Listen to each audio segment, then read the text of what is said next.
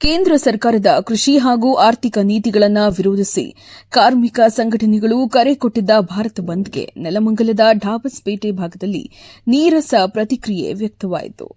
CITU ಸೇರಿದಂತೆ ಹಲವು ಸಂಘಟನೆಗಳು ಬಂದ್ಗೆ ಕರೆ ನೀಡಿದ ಹಿನ್ನೆಲೆ ಢಾಬಸ್ಪೇಟೆಯ ಕೈಗಾರಿಕಾ ಪ್ರದೇಶದಲ್ಲಿ ಕೆಲ ಕಾರ್ಖಾನೆಗಳು ಮಾತ್ರ ರಜೆಯನ್ನ ಘೋಷಿಸಿದ್ವು.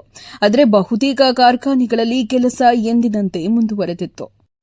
ಉದ್ಯಾನೇಶ್ವರ ಸರ್ಕಲ್ನಲ್ಲಿ ರಸ್ತೆ ತಡೆ ಯತ್ನಿಸಿದ ಪ್ರತಿಭಟನಾಕಾರರನ್ನ ನೆಲಮಂಗಲ ಡಿವೈಎಸ್ಪಿ ಜಗದೀಶ್ ನೇತೃತ್ವದ ಪೊಲೀಸರು ತಡೆ ಹಿಡಿದರು.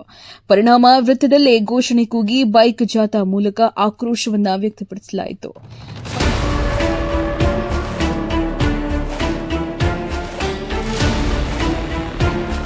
ಪಟ್ಟಣದಲ್ಲಿ ಬಸ್ ಸಂಚಾರ, ಅಂಗಡಿ ಮುಂಗಟ್ಟುಗಳು ಹಾಗೂ ಸಾರ್ವಜನಿಕ ಚಟುವಟಿಕೆಗಳು ಸಹ ಸಾಮಾನ್ಯವಾಗಿದ್ದವು. ಕೆಲ ಕಾರ್ಖಾನೆಗಳ ಮುಂದೆ ಸಿಐಟಿಯು ಬಾವುಟ ಹಾರಿದ್ದರೂ ಒಳಗೆ ಕೆಲಸ ನಡೆಯುತ್ತಿರುವುದು ಕಂಡುಬಂದಿದ್ದು ಸಂಘಟನೆಯ ಪ್ರಭಾವ ಕುರಿತು ಪ್ರಶ್ನೆ ಎಬ್ಬಿಸಿದೆ. ಒಟ್ಟಾರೆ ಘೋಷಣೆಗಳಿಗೆ ಮಾತ್ರ ಸೀಮಿತವಾದ ಭಾರತ್ ಬಂದ್ ಢಾಬಸ್ಪೇಟೆಯಲ್ಲಿ ಸಂಪೂರ್ಣ ಯಶಸ್ವಿಯಾಗಲಿಲ್ಲ ಎಂಬ ಚಿತ್ರಣ ಕಂಡುಬಂದಿತ್ತು.